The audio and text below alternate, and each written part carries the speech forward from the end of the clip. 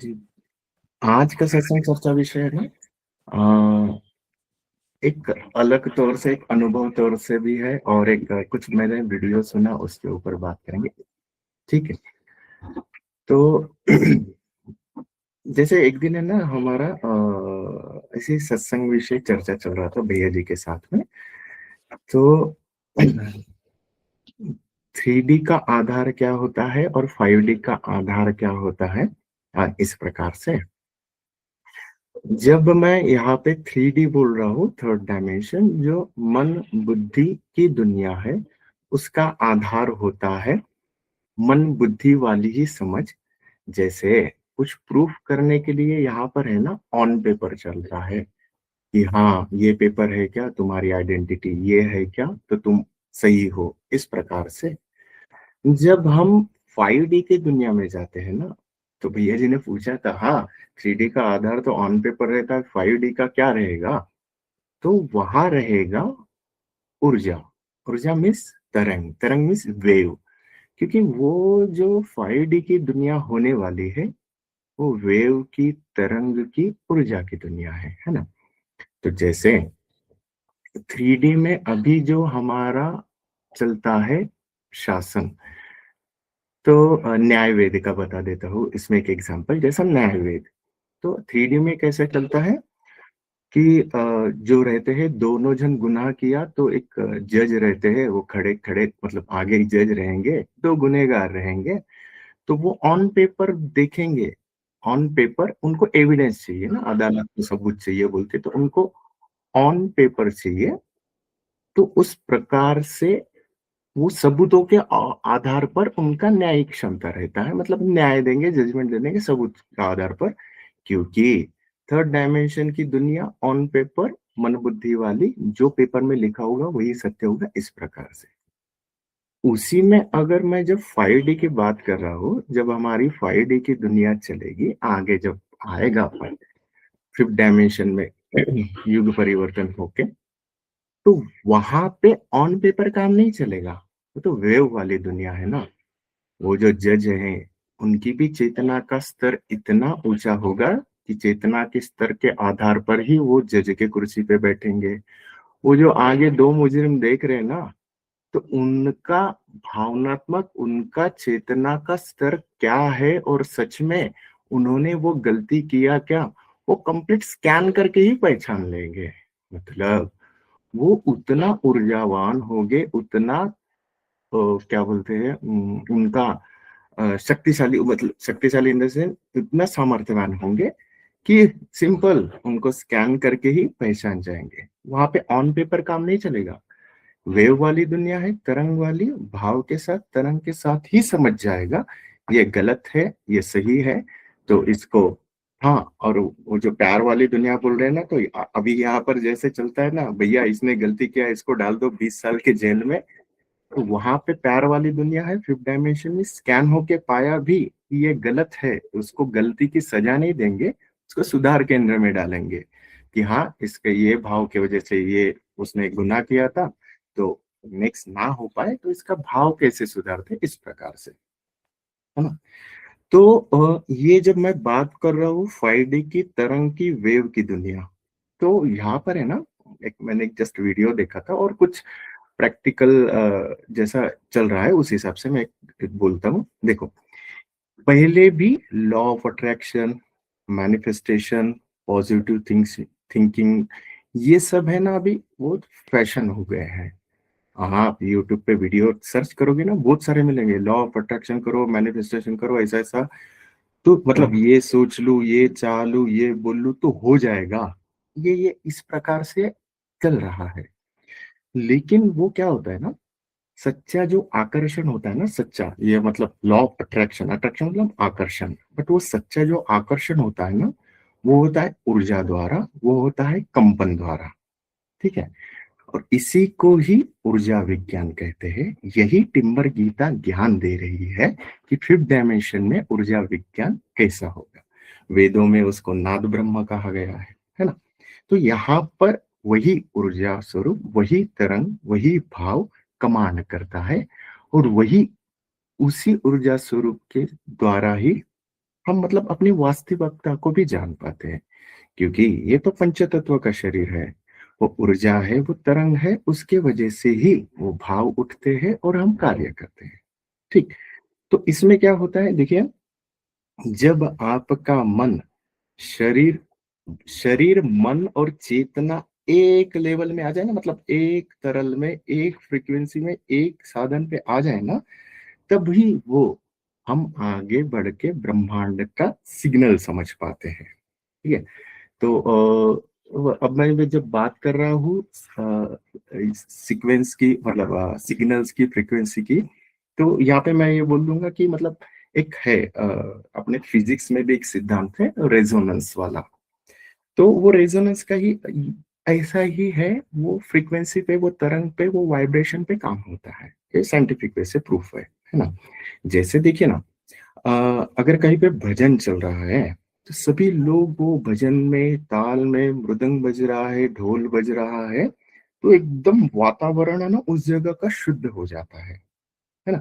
तो ये जो शुद्ध हो रहा है ना, वो तरंग का है, उस जगह का वाइब्रेशन का है, उस जगह वैसा ऊर्जा हो जाती है प्रस्थापित। तो ये इस प्रकार से वो ऊर्जा के कारण वो वातावरण कंप्लीट शुद्ध हो गया। ठीक है। तो हम लोग को क्या सोचते हैं ना, मैं ये इतना इसलिए बता रहा हूँ कि हम लोग सोचते हैं कि बस मैं सोच लूं, चाह लूं, बोल लूं, मैनिफेस्टेशन में मैं अमीर हूं, मैं अमीर हूं, मैं अमीर हूं, ऐसा बोल लूं तो हो जाएगा। हाँ होगा, बट उसमें भी क्या है ना, जब आप बोल रहे हैं, तब आप, जब आपको धन चाहिए, हाँ प्रकृति मुझे धन दे, धन दे, तो प्रकृति धन देगी। बट क्या सच में आपका भाव, आपकी ऊर्जा, वाइब्रेशन उस प्रकार से है, या फिर आप टेंशन में हो और फिर मांग रहे हो?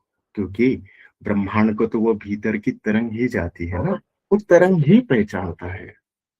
तो ये तरंग वाली, मतलब उस प्रकार से कंपन वाली दुनिया है।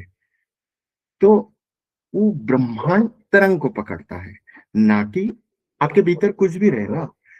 भीतर डर की भावना है, संशय है, जो भी तरंग है ना, उसको पता है, ब्रह्मांड को पता है। फिर आगे से आप, हाँ हाँ मैं मतलब रो नहीं रहा, क्या बोलते हैं, भगवान के पास जा रहे हैं, वहां पे रो रहे हैं, मांग रहे हैं, लेकिन भीतर से भाव है, मांग भी रहे हैं ना, तो अपने स्वार्थ के भाव से मांग रहे हैं, तो देगा भी ना भगवान, तो उसी हिसाब से देगा, प्रकृति को बैलेंस करके ही देगा। तो ये जो है ना, एक्चुअली भीतर का भाव, भीतर किस, जो ऊर्जा स्वरूप है ना, वही प्रार्थना है। और ब्रह्मांड है ना, उसी को समझता है। इसीलिए क्या होता है, कुछ लोग कुछ कहे बिना सब कुछ पा लेते हैं, क्योंकि उनका शरीर, वो ऊर्जा और तरंग एक लय में होता है। तो वो उस प्रकार से ना ब्रह्मांड भी उनको दे देता है, क्योंकि वो शांत हो गए, समझ गए, एक लय में आ गए, है ना। तो एक कथा आती है, मैंने सुना था। एक साधु थे, वो तप कर रहे थे गुफा में। तो उन्होंने बहुत ध्यान किया, पूजा पाठ किया, जप किया, मंत्र किया, अनुष्ठान किया, कुछ भी नहीं हुआ। फिर एक दिन वो इतने, मतलब ये हो गया कि अरे यार इससे कुछ होता नहीं है, सब छोड़ छाड़ के बैठ गए। और जिस दिन वो बैठ गए ना, वो शांत हो गए ना, तो उनके भीतर वो तरंग उठी, वो कंपन उठा, तरंग उठी, और वो ब्रह्मांड से उनको उत्तर मिल गया, है ना। तो यहाँ पे है ना, मैं कर रहा हूँ, मुझे ये करना है, वो करना है, इस प्रकार से जो वो भाव रहता है, ये पाना है, वो पाना है, नहीं। तो इसलिए वो इच्छा मात्रा बंधन है वाला हो जाता है, वहां पे इच्छा नहीं है ना। इच्छा भी नहीं चाहिए, बस वहां पे शांत होना है, धैर्य के साथ। यहाँ पे देखिए, जब जब हम धैर्य और शांत, धैर्य हो जाते हैं ना, धैर्य पूर्वक और शांत हो जाते हैं ना, तब तब वो ब्रह्मांड आपको जो चाहिए ना, वो उस प्रकार से कंप्लीटली घटनाएं बना देगा, लोग मिला देगा। आप वो नहीं रहते, फिर आप चुंबक बन जाते हो, है ना। तो यही है कि हमें इसी को साधना है एक्चुअली। बस शांत हो जाना है। जब हमारी ऊर्जा और जो भीतर कुछ, मतलब ऊर्जा उस ब्रह्मांड के साथ में एकाकार हो जाएंगी ना, ये मन मन में जो विचार उठ रहे हैं, विचार उठ रहे हैं, वो विचार शांत हो जाएंगे। विचार शांत, तो शरीर तो हम स्टेबल रखेंगे तो शरीर शांत, शरीर आ गया स्टेबल धैर्य में। देन विचार उठ रहे हैं तो विचारों को भी, विचार उठ रहे मन में शांत कर दिया। तब उस, और फिर वो चेतना भी एक लय में आ जाएंगी। मन, शरीर और शरीर, मन और चेतना एक लय में आ जाएंगी ना, तो फिर वो ब्रह्मांड के साथ में एकाकार होता है। और इसके लिए हम करना भी क्या है, तो बस होश संभालना है, मौन में रहना है, फिर तो ब्रह्मांड हमारे साथ में हो जाएगा। और वही फिर जीवन बन जाएगा ब्रह्मांड। फिर हम नहीं रहते, वो प्राकृतिक स्वरूप ही जीवन बन जाता है। तो ये मतलब उसको मांगने की जरूरत नहीं रहती। फिर हम ब्रह्मांड में हो जाते हैं, प्राकृतिक स्वरूप हो जाते हैं। तो भीतर से आवाज भी वही प्राकृतिक स्वरूप हो जाती है कि उस सिचुएशन के लिए, उस बैलेंस के लिए क्या जरूरी है, वही ब्रह्मांड देता है। गीता मतलब एकदम ही, मतलब ओवरऑल देखे ना, यही है। तरंग की दुनिया, वेव की दुनिया ऊर्जा स्वरूप है। बस इसको भी लय करना है ब्रह्मांड के साथ में। जैसे वो रेडियो रहता है ना, रेडियो की फ्रीक्वेंसी मैच करके हम सुनते हैं, है ना। तो हमेशा मतलब अपन हाँ स्टेशन बदलते रहेंगे ना, तो एक एक भी कंप्लीट लय में नहीं बैठेंगे। यहाँ से ये बदला, यहाँ से ये बदला, यहाँ से ये बदला, तो ये मन के विचार है ना। इधर से ये, इधर से, इधर से ये, इधर से ये घुमा रहे हैं। वो उस विचारों को थोड़ा शांत कर दे, शांत बैठ जाए, वो भीतर से आवाज आती है, भीतर से उत्तर मिलता है, क्योंकि उस ब्रह्मांड के लय के साथ में एकाकार हो जाते हैं इसलिए, है ना। तो ये इस प्रकार से है। बस साधना मतलब साधना ये नहीं है यहाँ पे। साधना ये है कि कुछ नहीं करना है। कुछ नहीं करना यही बहुत बड़ी साधना है, क्योंकि मन को आदत है कुछ ना कुछ करने की। उसको बोले भैया बैठ जा 2 मिनट शांत, तो नहीं बैठेगा। और यही साधना है कि कुछ नहीं करना है। जब कुछ नहीं करेंगे ना, वही वो मैं जैसी बात कर रहा था, उस वाइब्रेशन की, रेजोनेंस की, वो उस ऊर्जा को, उस तरंग को, ब्रह्मांड की तरंग को हम पकड़ पाएंगे, है ना। अब ये तो बातें बोल दिया। अब मैं जब बोल रहा हूँ तो ये अनुभव की बातें हैं। तो अनुभव मुझे कुछ हुए हैं, तो जस्ट मैं शेयर करता हूँ। तो कुछ घटनाएं हैं, बताता हूँ। जैसे मैं ना अभी लास्ट मंथ से ट्रैवलिंग पे हूँ। एक्चुअली मैं 12 दिसंबर से निकला हूँ घर से। ठीक। तो पहले तो चला थोड़ा सा भारत भ्रमण, बाहर इंडिया में ही घुमा, फिर इधर से कामाख्या गया था, कामाख्या से सिलीगुड़ी से फिर इधर काठमांडू आ गया। तब जब मैं एक्चुअली ये पूरा, और वो घर से निकलने के लिए भी कुछ घटनाएं हुई थी प्राकृतिक स्वरूप, तो मैं घर से निकला, ठीक है। तो मैंने देखा ना कि जब हम उस पे छोड़ देते हैं ना, मैं मन बुद्धि कुछ भी नहीं लगा रहा हूँ ना, उस पे छोड़ दे रहा हूँ ना, कि रुक जा रहा हूँ, शांत हो रहा हूँ, धैर्य में बैठ रहा हूँ ना, तो वो मार्ग बताता है। जब मैं बैठ जाता हूँ ना, मतलब शांत में धैर्य में आ जाता हूँ ना, तो वो मार्ग बताता है, रास्ता बताता है, लोग आते हैं, लोग आके बताते हैं भैया ये करो, ये करो, कंप्लीट कंप्लीट कंप्लीट कंप्लीट, ऐसा है मेरे ये। मतलब मैं 12 दिसंबर को, 13 दिसंबर को निकला था, और यहाँ पे 12-13 जनवरी को पहुंचा। 1 महीने में मैंने है ना कुछ यात्रा की ना, इतने सारे अनुभव हुए मुझे। क्योंकि देखिए मैं है ना निकल गया था बस डमरू का बैग लेके, बस चलना है करके, ऐसे ही घूमते घूमते। फर्स्ट वहां पे गोवर्धन में गया। तो वहां पे जाके मेरा एक फ्रेंड है, वो नागा साधु है, उन्होंने नागा साधु की संन्यास ली है। फिर संन्यास लेके वो अखाड़ों में रहता था पहले, त्र्यंबकेश्वर अखाड़े में, फिर वहां से वो निकल के आ गया, अपने रूम पे रहता है अभी, मतलब एक कुटिया जैसी बना लिया गोवर्धन में। तो मैं उसके साथ में रहा, है ना। तो वहां पे भी प्राकृतिक स्वरूप है ना। अब पता नहीं मुझे ना, प्रकृति ये सब है ना, सब प्रैक्टिकल एग्जाम्पल बताते जाती है, दिखाते जाती है। जब मैं उनके साथ में रहा ना कुछ दिन, तो मैंने उनका भी दिनचर्या देखा। तो वो है ना, मतलब संसार तो छोड़ लिया, बट फिर भी है ना उन्होंने संसार छोड़ा, लेकिन खुद को नहीं छोड़ा। वो ऐसे देखते रहते हैं। उन्होंने कुछ मंदिर बनाया, तो वो मंदिर का सेवा करना है, तो पैसा किधर से आएगा, ये किधर से आएगा, मतलब वो जोड़ रहा है ना। उसने भी कुछ वो जगह खरीदने के लिए, फिर उसके कुछ मित्र आते हैं, वो संत, वो भी सभी संत सब, तो वो भी जोड़ ही रहे हैं उधर। तो उन्होंने संसार छोड़ा, लेकिन नहीं छोड़ा, क्योंकि उधर भी जाके जोड़ ही रहे हैं। तो जोड़ना ऐसे नहीं है कि मैं नहीं जोड़ रहा हूँ, मैं भी जोड़ रहा हूँ, लेकिन वो चिपके पड़े हैं यार। वो समझ के साथ भी नहीं छोड़ पाए, तो फिर तो संसार में रह के रह जाते हैं।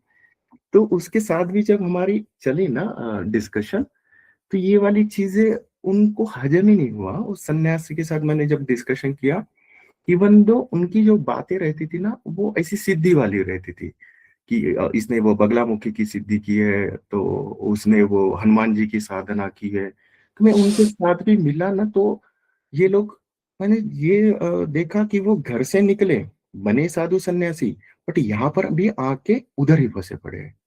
मैं तो बोला प्रकृति ये तो ठीक है कि मेरे को तो संसार में रह के अध्यात्म का मार्ग कर रहे हैं। वो इधर भी ढंग के नहीं है और उधर भी ढंग के नहीं है, क्योंकि यहाँ पे भी वो अपना जोड़ जंतर कर रहे हैं। और मैं घर से निकलता हूँ तो वो हाथ जोड़ के, वो हाथ ऊपर करके भैया देख लेना करके ऐसा, तो उतना समर्पण भाव थोड़ा ही नहीं है उन्होंने। तो वो वहाँ पे ना फिर अटक जाते हैं। फिर वहाँ से है ना, मैं गोवर्धन में था, ये सब दिखा, फिर मैं वहाँ से गया था वृंदावन। वृंदावन में मैं ये प्रेमानंद जी महाराज है, उनको मिलने गया, है ना?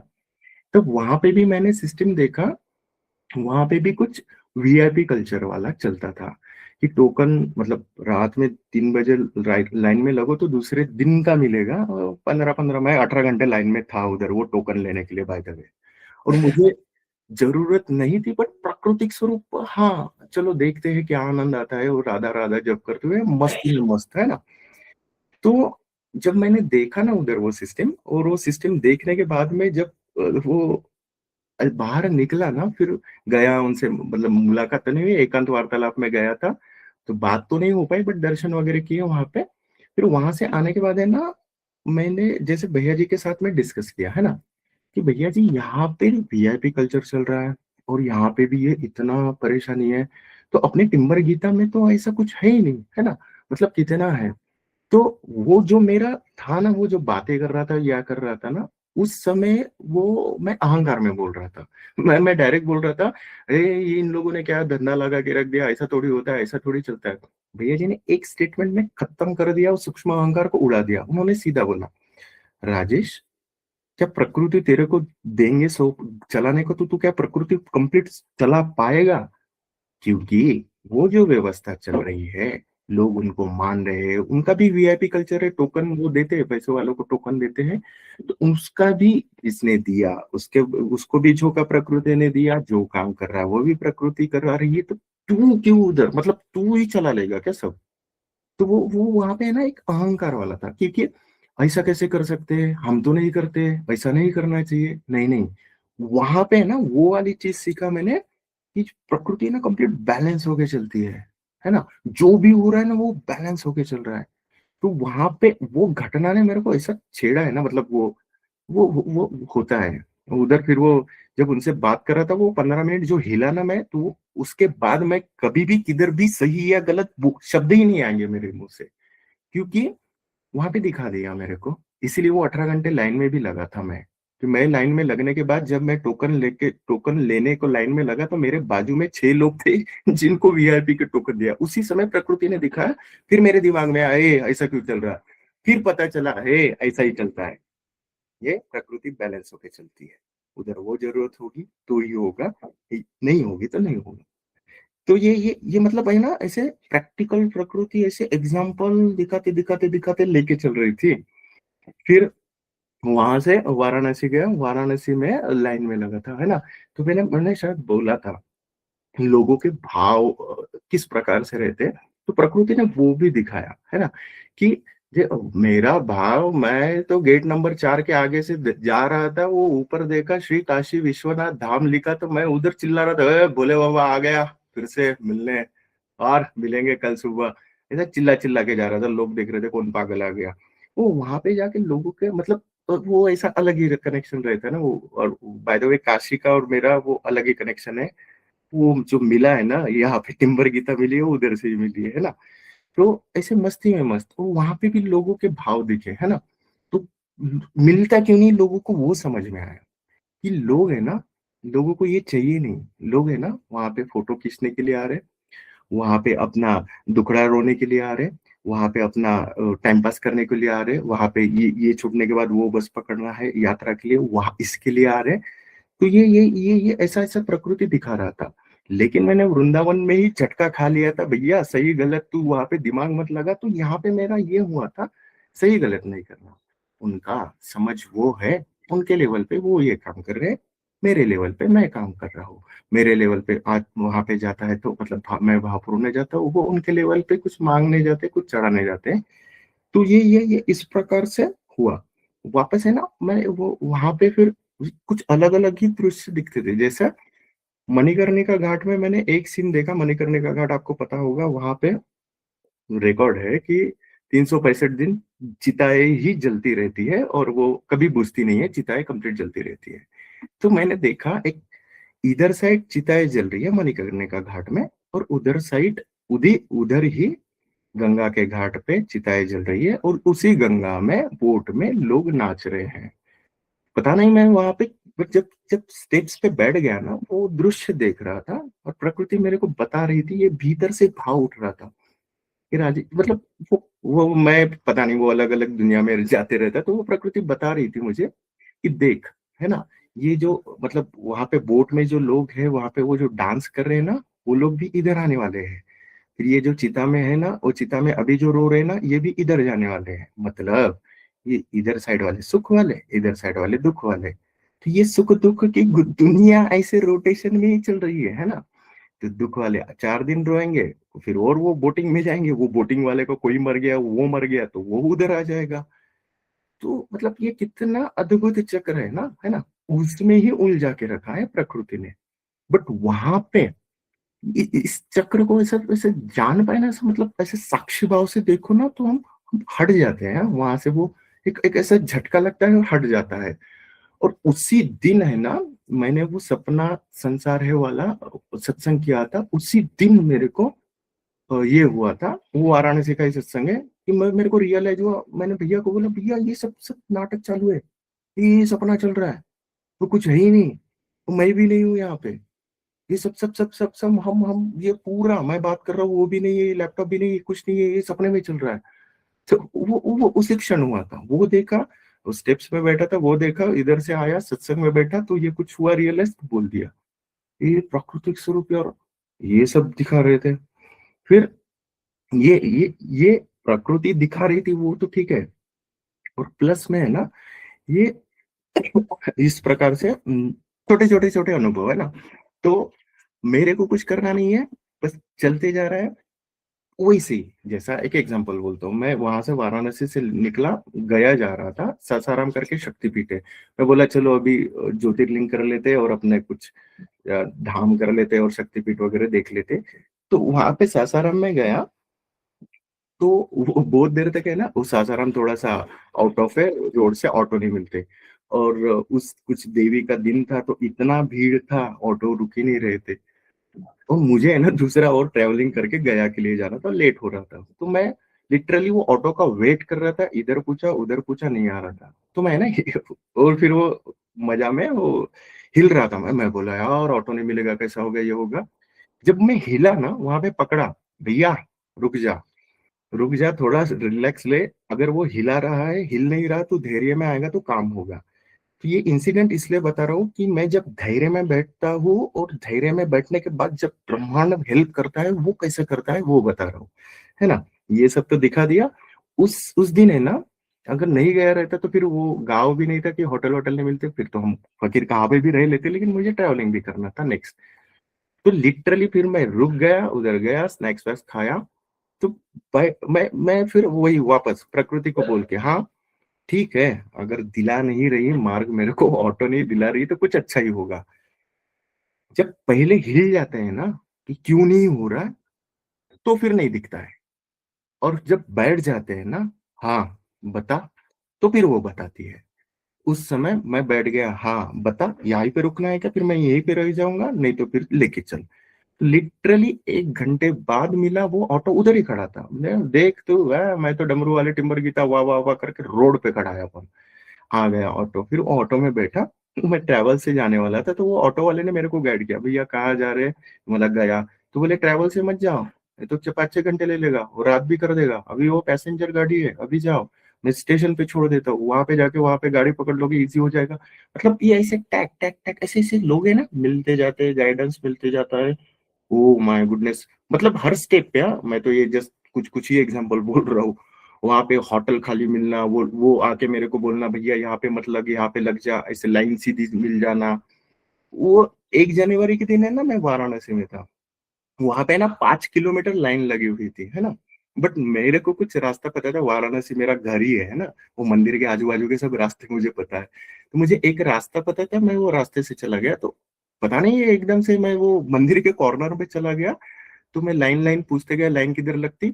तो वो पुलिस वाले ने मुझे बोला, अरे वो लाइन तो बहुत दूर लग रही है, एक काम करना, तू इधर ही रुक जा, अभी ये थोड़ी देर के बाद 2 घंटे बाद ये चालू हो जाएगा, इधर ही लग जाना। वो मतलब वो जो पुलिस वाला बोलता है जा उधर लाइन में लग, वो मेरे को बोल रहा है भैया रुक जा तू। और फिर वो जो डेली दर्शन वाले रहते, पहले 30-40 लोग, उनके साथ में लाइन में भेज दिया। ये चीज चिल्लर चीज है। वो आप बोलते हैं ना कि बहुत चमत्कार वगैरह, वो बहुत मतलब, वो लेके चलता है ऐसे हाथ में, बहुत सारा, मस्त वाला, बस एंजॉय करना है। ठीक है। फिर वहां पे ना, मैं गया था मैं। तो गया का एक एक्सपीरियंस बताता हूँ। वहां प्रकृति दिखाती रहती है ना। तो वहां पे मैंने देखा, जितने भी मतलब मान्यता है हमारी कि पिंडदान करते कर्म कांड के, वो गया में होते हैं ना। तो गया में जब गया, तो वहां पे पिंडदान का कर्मकांड का प्रक्रिया चल रहा था। लेकिन मेरे भीतर ये सवाल नहीं उठ रहा कि भैया ये क्यों कर रहे हैं, ये सब नौटंकी नहीं करना चाहिए, नहीं उठा, क्योंकि मेरे को पहले वृंदावन में पता चल गया था प्राकृतिक स्वरूप जो हो रहा है वो सही हो रहा है, हिंदू धर्म की मान्यता है वो उस प्रकार से कर रहे हैं। फिर मैं गया वो बोधि वृक्ष के पास, जहाँ पे फिर बुद्धिज्म धर्म वाला दिखा। तो फिर मैं वहां पे गया, वहां पे वो जो ग्रंथ वगैरह रखे हैं ना, तो वो लोग पढ़ रहे थे। तो मेरा क्यूरियोसिटी, उनको पूछा मैंने, एक कोई पढ़ रहे थे, वो बंदे बोलते हैं उनको। तो मैं बोला क्या पढ़ रहे हो आप। तो वो क्या बोले, इसमें मंत्र लिखे हुए हैं, वो पढ़ रहे हैं। तो मैं बोला क्यों पढ़ रहे हो। तो बोले ये बौद्ध धर्म के हैं हमारे, ये धर्म की रक्षा के लिए हम ये मंत्र पढ़ रहे हैं। उनका जो रिचुअल था ना, वो कर रहे थे वो। बट उस समय ये भाव नहीं उठा था कि ऐसे करने से क्या तुम्हारा धर्म बचेगा क्या, नहीं नहीं। प्राकृतिक स्वरूप उन जैसे वो बचा रहे हैं, क्योंकि प्रकृति ने उनको वो समझ दी है कि ये पढ़ोगे, इधर वातावरण वैसा शुद्ध होगा, जो कुछ भी है। लेकिन वो फिर बहुत सारे साधु सन्यासी उधर बैठे थे और अपना मांग रहे थे। अब ये वाला इंसिडेंट बहुत बढ़िया, क्योंकि जो प्रकृति कैसा दिखाती है ना। मैं फिर वो बोधि वृक्ष के नीचे गया, और वहां पे जाने के बाद वो ऊर्जा मुझे फील हुआ। पता नहीं, मुझे पहले ही लग रहा था कि हाँ उधर अगर बुद्ध जी को ज्ञान हुआ है तो वहां ऊर्जा स्वरूप होगा, और लोग कंटिन्यू उधर जप करते रहते, और कंटिन्यू मालाएं कर रहे, ध्यान कर रहे। तो ऑब्वियसली जैसे मैंने बोला ना कि भजन चल रहा है, तो वहां का वातावरण शुद्ध हो जाता है। तो वहां पे लोग कंटिन्यू नाम स्मरण जप वो वहां पे प्रदक्षिणा, गौतम बुद्ध जी का स्तूप है, प्रदक्षिणा कर रहे थे। एकदम वातावरण शुद्ध था। मैं भी वहां पे गया, वो बोधि वृक्ष के नीचे मेडिटेशन किया और बैठा था। एग्जैक्ट वो वृक्ष के नीचे बैठा था। फिर मुझे एक भाव क्या उठा ना भीतर से, कि मैंने रील्स में पढ़ा था कि इसके वृक्ष के पत्ते जब नीचे गिरते हैं ना, तो ये लोग उठाते हैं और पूजा में रखते हैं। वो मतलब माननीय है उनके लिए कि ये प्रसाद रूप मानते हैं कि हाँ गौतम बुद्ध जी का मतलब आशीर्वाद प्रसाद मिला, इस प्रकार। तो मैंने बोला ये अच्छी मान्यता है। तो फिर ऐसा होता होगा क्या, मतलब ये करते होगे क्या। जस्ट एक भाव दिया ना, वहां से 3 पत्ते गिरे नीचे। जैसे ही वो 3 पत्ते नीचे गिरे ना, वहां पे जो पूजा कर रहे थे लोग दौड़ दौड़ के आए, वो तीनों पत्ते उठाए। तो मैं बोला अरे ये तो सच में प्राकृतिक स्वरूप है, लोग करते हैं इधर।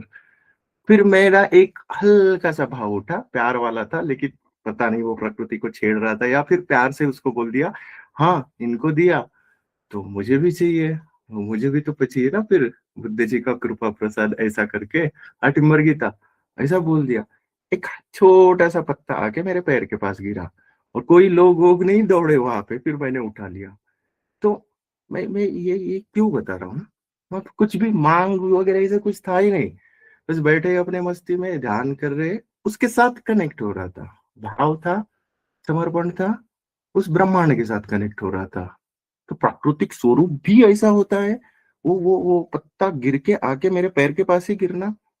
तो आप बोलेंगे भैया ये कोइंसिडेंट होता है, ऐसा होता है। तो भैया ये 1 महीने की यात्रा में मेरे डेली के 10 ऐसे अनुभव हो रहे, तो सभी कोइंसिडेंट नहीं हो सकते थे फिर। ऐसे छोटे-छोटे इतने सारे इंसिडेंट हुए। फिर मैं वो वृक्ष, बोधि वृक्ष के वहाँ से फिर मैं वहाँ पे गया था। मुंगेर की देवी है, शक्तिपीठ है, देवघर गया, देवघर से मुंगेर, मुंगेर से फिर गुवाहाटी कामाख्या गया। और कामाख्या में तो उस बहुत, और जहाँ-जहाँ पे भी जाता था ना, तो पहले तो वो इतना चेतना का स्तर नहीं था, तो वो उतना समझता नहीं था। लेकिन मैंने वहाँ पे ना ऊर्जा फ़ील होती है अभी, जब मतलब हम रहते हैं ना, ध्यान वगैरह करते हैं, तो ऊर्जा महसूस होता है। एक कामाख्या का किस्सा बताता हूँ। एकदम ही सिली डिमांड थी, बट वो प्रकृति स्वरूप होता है, ऐसा भी देखा मैंने। बैठा, तो आपको, आप लोगों को भी दिखाया था, मैं वहाँ पे था, तो वहाँ का वीडियो, वहाँ पे ना एक पत्थर था। तो मेरा कैसा रहता था कि हाँ, इधर रुकना है 2 दिन, 4 दिन, कितना भी दिन रुको, अपने को टाइम का लेना-देना नहीं, टाइम से परे वाली दुनिया अपनी। बस मैं रुका था, मैं बोला आज दिन भर इधर ही बैठते, ध्यान करते, क्योंकि ऊर्जा स्वरूप था, मज़ा आ रहा था उधर। तो ये वहाँ पे एक मुझे पत्थर दिखा, तो उस पत्थर पे बैठ के है ना, बहुत अच्छा व्यू वगैरह दिख रहा था, तो मैं सोचा कि इधर ही बैठता हूँ। तो सुबह भी बैठा, दोपहर में भी बैठा, फिर क्या हुआ, शाम में वहाँ पे ठंडी लग रही थी, तो मैं सोचा कि रूम पे जाके कुछ ओढ़ने का लेकर आता हूँ, जैकेट वगैरह पहन के मैं उठ गया और गया रूम पे, और वापस आके देखा तो उस पत्थर पे दूसरा कोई बैठा था। अब मैं वो पत्थर के लिए तो भगवान से भूलूंगा नहीं ना, तो मेरे भीतर बस भाव उठा, अरे! ये तो अच्छा पत्थर था, यहाँ से मस्त व्यू दिखता था, मतलब कलश वगैरह भी अच्छा दिखता था, आरती भी दिख सकती थी। बोला लेकिन ठीक है, जाने दो, मैं पीछे बैठता हूँ। जैसा ये भाव उठा ना, 2 मिनट के अंदर वहाँ पे जो आदमी बैठा था उसका फ़ोन आ गया, उठ गया, ले बेटा पत्थर, बैठ जा उस पे। तो मतलब ये जो चीज़ें है ना, एकदम सिली है और कुछ है भी नहीं, बट बहुत कुछ है। मतलब भाव उठे, हो जाता, भाव उठे, हो जाता।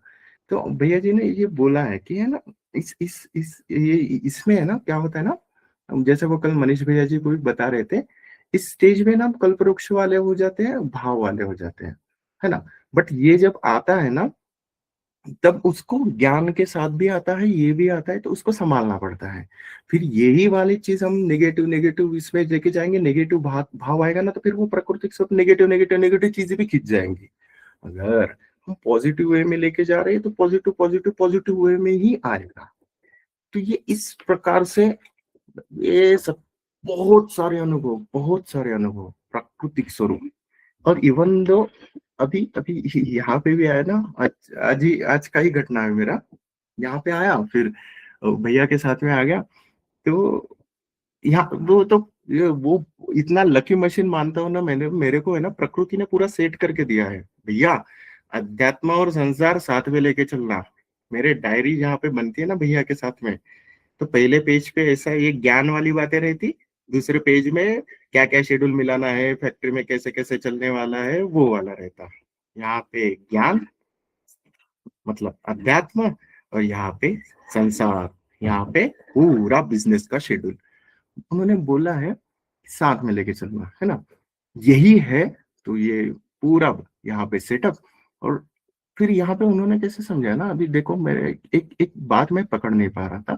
जैसे उन्होंने बोला, देख राजेश, लास्ट टाइम जब आए थे, आपको जो सिखाया, आप सब काम है ना बेहोशी में करते थे, मन बुद्धि में करते थे। आपने बहुत कुछ सीखा, बट पूरा मन बुद्धि में सीखा, है ना? अभी जो काम करने जा रहा हूँ, मैंने उसी दिन बोला था, अभी जब आए हैं, सीख रहे हैं ना, उन्होंने बोला है, राजेश, अभी जो होगा ना, ये मौन विद्या होगी, ये भाव वाली तरंग वाली होगी, है ना?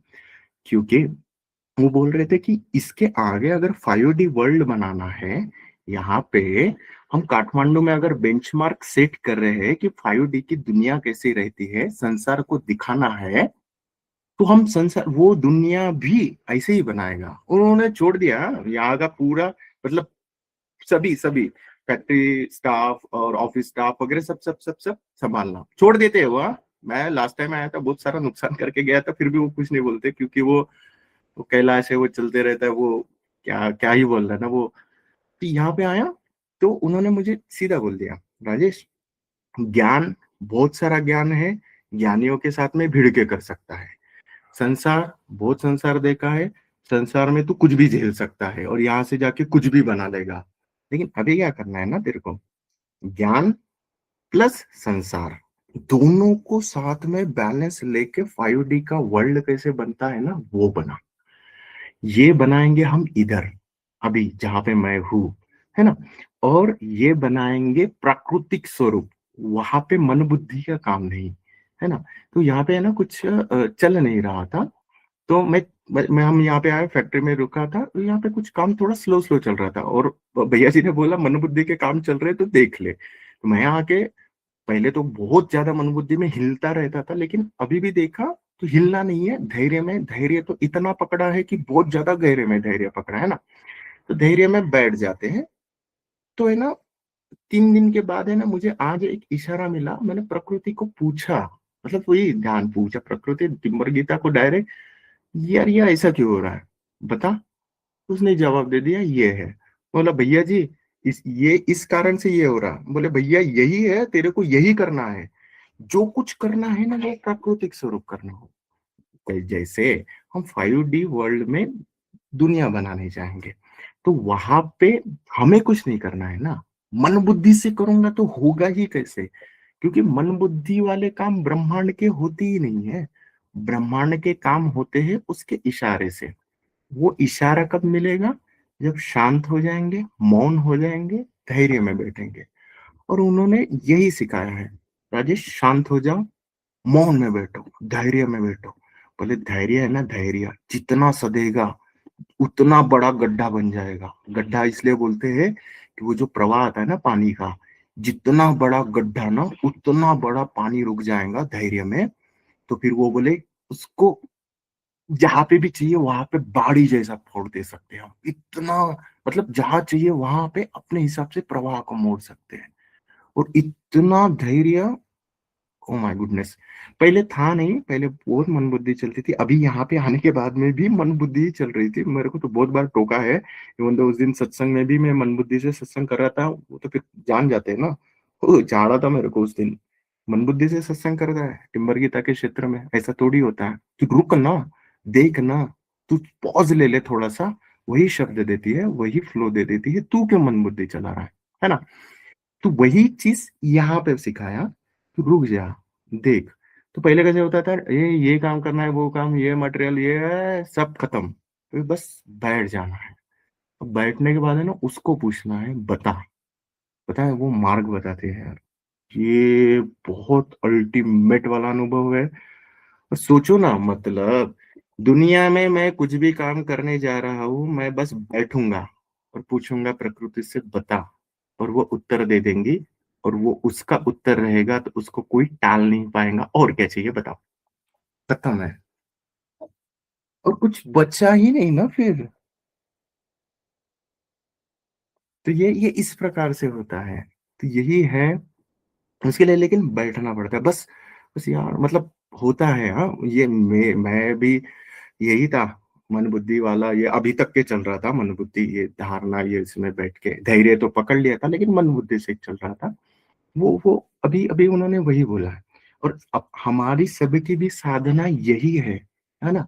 अभी नेक्स्ट लेवल में हम मौन विद्या, शांत होना है बस, ठहराव में उस थम जाना है।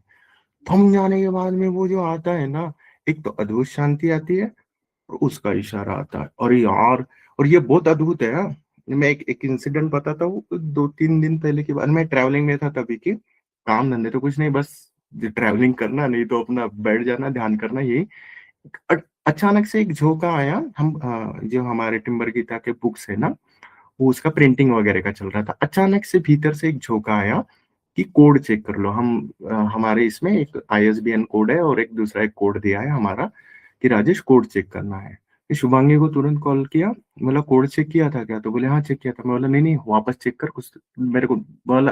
तो बोले भाई ये प्रिंटिंग को गए। मैं बोला तू चेक कर पहले, गलत है, कुछ ना कुछ होगा, क्योंकि भीतर से आया है, मन बुद्धि वाला तो आएगा नहीं, उसने भेजा है टिम्बर गीता ने। तो इसने चेक किया, एक एक बुक में वो कोड चेक था, सॉरी गलत था।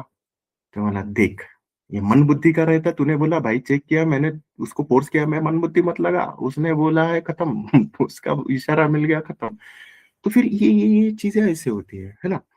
जैसा मैंने स्टार्टिंग में बोला था, हम धैर्य में बैठ गए, मौन में आ गए, तो इसका इशारा मिलता है यार, तो बहुत अद्भुत है। Oh my goodness!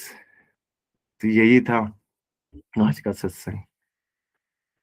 वैसे कुछ मेरा अनुभव था और कुछ हाँ, वो मैं मतलब यही है यार, सब कुछ है मतलब ब्रह्मांड के साथ लय होके चल रहे हैं, ब्रह्मचर्य के साथ अद्भुत वाला। फिर हम नहीं जीते वो जो चाहिए ना वैसा जीवन, वो वहाँ पे माँग भी नहीं बजती। क्या माँगना ना? मुझे पता है वो पत्थर माँगा तो पत्थर दे दिया।